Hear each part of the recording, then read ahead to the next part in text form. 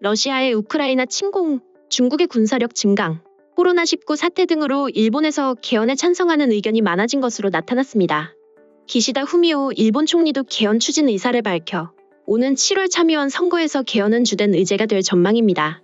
일본 언론들은 3일 헌법기념일을 맞아 개헌 관련 여론조사 결과를 발표했습니다.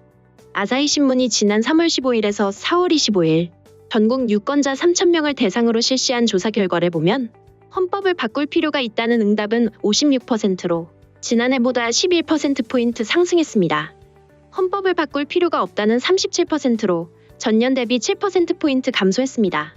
지난해에는 개헌이 필요하다는 의견과 필요하지 않다는 의견이 거의 비슷했는데 1년 사이에 찬성 여론이 우세해진 것입니다. 개헌 지지 여론은 2013년 이후 가장 높았습니다. 집권 자민당이 2018년 3월 제출한 개헌안에 담긴 긴급사태 선포권에 대한 지지 여론도 59%로 높아졌습니다. 지난해 조사에서 지지 여론은 33%에 불과했습니다. 긴급사태 선포권은 대규모 재해 등 국가적 비상사태가 발생했을 때 정부가 입법 과정 없이 국민의 기본권을 일시적으로 제한하고 국회의원 임기도 연장할 수 있도록 하는 내용입니다. 일본의 우호적인 국가가 공격을 받았을 때 일본이 직접 공격받은 것이 아니더라도 국가 존립에 위협이 되면 집단적 자위권을 행사해야 한다는 응답도 58%로 행사해서는 안 된다는 응답 39%보다 높았습니다. 원거리 선제 타격을 의미하는 적기지 공격 능력 명시에 대해서는 찬성 44%와 반대 49%로 팽팽한 상황입니다. 핵무기의 생산 보유 반입을 금하는 비핵화 원칙은 유지해야 한다는 응답이 77%로 개정을 검토해야 한다의 19%보다 압도적으로 높았습니다. 자민당은 적기지 공격 능력의 명칭을 반격 능력으로 바꿔 안보 원칙으로 채택하도록 정부에 건의하기로 했으며 비핵화 원칙의 경우 당내에서도 논란이 있는 상황입니다. 일본 유권자들의 개헌에 대한 인식 변화는 러시아의 우크라이나 침공이 큰 영향을 미친 것으로 보입니다. 응답자의 80%가 러시아의 우크라이나 침공 이후 일본이 주변국과 전쟁을 벌일 수 있다는 불안감이 높아졌다고 답했습니다. 주변국 가운데는 러시아 92%와 중국 90%, 북한 87% 순으로 위협을 느끼고 있는 것으로 나타났습니다. 러시아와의 쿠릴열도 분쟁을 비롯해 중국의 해양 진출 강화, 북한의 탄도미사일 발사 시험 발사 등 상황을 바탕으로 일본에서 개헌 여론이 높아진 것입니다. 다른 언론사들의 여론조사 결과에서도 비슷한 결과가 나타났습니다. 요미우리 신문이 이날 발표한 전화 여론조사에서 개헌 찬성 여론은 60%로 나타났습니다. 개헌안에 담겨야 할 내용으로 자위를 위한 군대 유지 45%, 긴급 사태에 대응 38%, 교육, 무상화 36%가 순서대로 꼽혔습니다.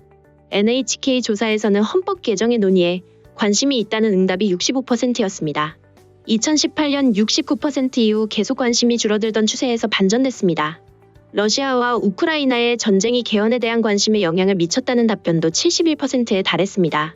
기시다 총리는 이날 상케이 신문 인터뷰에서 개헌은 당에 확정된 기본 방침이다. 헌법은 시행 75년이 지나 시대에 어울리지 않는다. 꼭 개헌하고 싶다며 올 7월 참의원 선거에서 개헌을 공약으로 제시할 것이라고 밝혔습니다.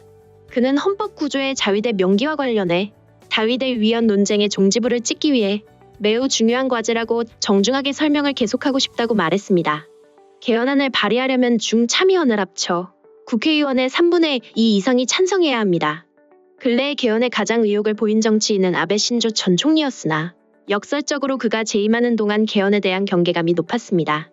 요미우리 신문은 기시다 총리가 참의원 선거 이후 국회에서 개헌 논의를 본격화할 생각이라면서 안정된 정권을 확립하면 첫 헌법 개정이 사정권에 들어올 가능성이 있다고 전망했습니다. 자민당은 올 7월 참의원 선거가 끝난 뒤 3년 동안 큰 선거가 없는 이른바 황금의 3년이 개헌의 적기라고 보고 있습니다. 그 때문에 2024년 정기국회에서 개헌을 끝내야 한다는 구체적 시기까지 거론하는 중입니다. 현재 야당인 일본 유신회와 국민민주당이 찬성하고 있어 개헌 발의가 가능한 중 참의원 양쪽 모두에서 3분의 2 의석 확보가 가능하게 됩니다.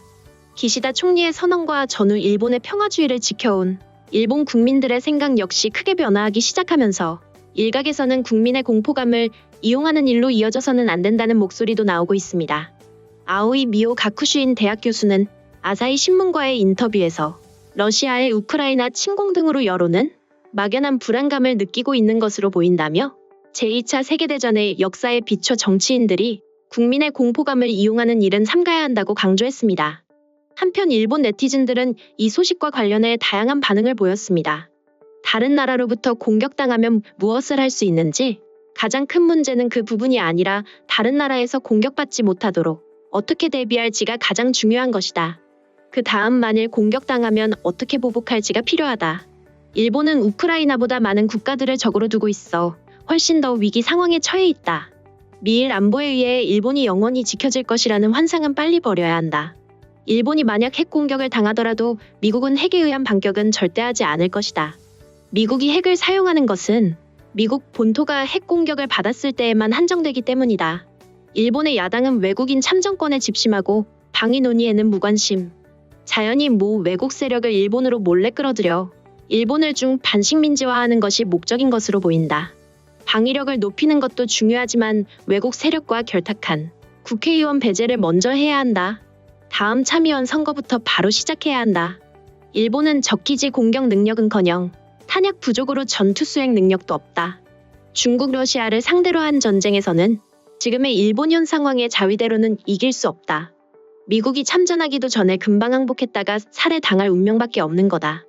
우크라이나 같은 모든 국민이 나라를 지킨다는 의식이 일본에서는 결정적으로 심각하게 결여돼 있어 이길 리가 없다. 이것이 현실이다. 개헌에서 군대를 가질 수 있게 해도 애국심을 키우는 교육으로 마음가짐을 바꾸지 않으면 의미가 없습니다. 싸우는 것은 노인이 아니라 결국 젊은이들이에요. 과연 지금의 젊은이들에게 애국심이 있을 것이라고 생각하시는 건지 궁금하군요. 저도 비록 전쟁 체험자는 아니지만 헌법 제9조는 우리 일본의 일본다운 정체성을 증명하는 중요한 조항이며 비판받을 각오로 계속 말하지만 개헌을 해서는 안 된다고 생각합니다. 지금까지 모두의 희생을 한순간에 전부 날려버릴 것만 같아서 불안합니다. 게다가 전쟁을 포기했다가 역시 평화 자세를 그만두겠다고 선언하는 순간 세계의 표적이 될 수 있습니다. 구조가 있어야 외국을 향한 적절한 경계는 하되 손대지 못하게 하는 초강력 군사력이 되는 게 아닐까 싶습니다. 개헌을 한다면 전쟁에 휘말리거나 그 당사국이 되어버릴 위험이 상당히 높아지게 될 겁니다. 전쟁은 무슨 일이 있어도 발생해서는 안 됩니다. 왜 언론들은 제목에 개헌이라는 말만 쓰는 거지? 정권으로부터 그런 단어를 넣도록 지시받고 있나? 헌법의 총리 대신에 해상 권한을 인정하지 않는 것을 명기하는 것도 개헌인데 그런 의미는 없고 전쟁 분위기를 고조시키는 보도로 돈을 벌려고 하는 것은 언제나 해오던 일이라는 건가? 러시아보다 더 용서할 수 없는 것이 지금의 여당이다. 일본 정부를 깎아내리는 러시아 공작원의 발언과 다름없다. 전부 끝이다. 취임한 이후로 기시다 정권은 아무것도 하지 않았다. 앞으로도 안 할 거다. 경제 대책, 인프라 정비, 군사력 강화 등 10년 이상 과거에 실행하려던 방법대로 했다면 가능했겠지만 이미 늦었다. 자위대를 늘리거나 무장 강화 등을 해도 사람이 없다. 오래전부터 출산율도 낮기 때문에 새로 태어나는 사람도 없다. 설령 사람이 있다고 해도 그 사람이 군인에 적합한지 과학자에 적합한지에 따라 또 줄어들게 된다. 쇼와나 헤이세이 초기와는 달리 지금은 무기 또한 발전해서 사용법도 익히기가 어렵다. 총만 들게 하면 오케이라는 시대는 이미 끝났다. 게다가 일본은 제 대국이므로 인프라를 정비할 수 있는 사람 등도 필요하다. 이 정도면 좀 이해가 되셨을까? 일본이 완전히 침몰하게 될 미래를 앞두고 있다는 것을. 기시다 정권이 들어서 이러지도 저러지도 못하고 있다. 30년 동안 일본은 쇠퇴의 길을 걷고 있다. 나 또한 월급은 오르지 않고 노동 환경은 어려워지고 있다. 지금도 일부의 사람이나 기업에만 특별한 정책이 마련되어 있고 대다수의 일본인들에게는 계속 괴로움만 안기는 정책이 있다. 그 괴롭히는 룰을 만들거나 그렇게 바꾼 것은 항상 자민당이었다. 표와 돈을 주는 대기업이 있으니까 자민당이 계속 남아있는 거다. 많은 국민들이 힘들어하는 지금이야말로 이 위기를 벗어나게 할 인물이나 정당이 빨리 나타났으면 좋겠다. 이대로 우리 아들 둘이 어른이 되는 날을 생각하면 더는 기시다 정권이나 자민당의 미래를 맡길 수가 없다. 지금까지 관련 소식을 접한 일본 네티즌들의 반응이었습니다.